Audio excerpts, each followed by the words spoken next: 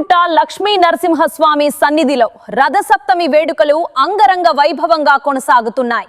రథసప్తమి వేడుకల్లో భాగంగా ఉదయం సూర్యప్రభ వాహనంపై భక్తులకు దర్శనమిచ్చాడు యాదగిరిగుట్ట లక్ష్మీ నరసింహుడు.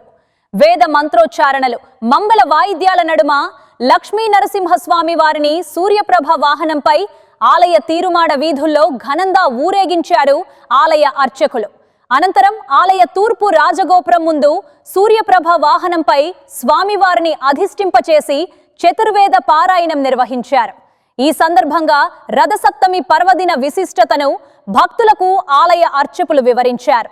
ఈ వాహన సేవలో దేవాదాయ శాఖ డిప్యూటీ కమిషనర్ వినోద్ రెడ్డి, ఆలయ అనువంశిక ధర్మకర్త నరసింహమూర్తి, ఆలయ డిప్యూటీ ఈఓ భాస్కర్, ఆలయ అధికారులు, అధిక సంఖ్యలో భక్తులు పాల్గొన్నారు.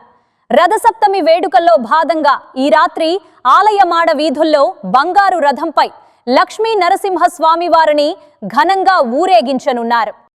భగవద్ బంధువారా, శ్రీ యాదాద్రి లక్ష్మీ నరసింహస్వామి వారి యొక్క దివ్యక్షేత్రంలో ఈ ప్రభాత వేళ మాఘశుద్ధ సప్తమి పర్వదినమున సూర్యప్రభ వాహనముపై లక్ష్మీ నరసింహ స్వామి వారు అత్యంత వైభవోపేతంగా భక్తులందరికీ కూడా అనుగ్రహించడం కొరకు తిరు మాడవీధులలో అద్భుతమైనటువంటి అలంకరణలో అందరికీ కూడా దర్శనమిచ్చారు. ఈరోజు అత్యంత విశేషమైనటువంటి ఉత్తరాయణ పుణ్యకాలంలో ప్రథమమైనటువంటి పర్వదినము. ఈ మాఘమాసంలో రథసప్తమి పర్వదినము, సూర్య జయంతి, సూర్య భగవానుడు ఆవిర్భవించినటువంటి ఈ పర్వదినం ప్రతినిత్యం కూడా అందరం సూర్య భగవానునికి అర్ఘ్యప్రదానం ఇచ్చేటువంటి రోజు ఈరోజు.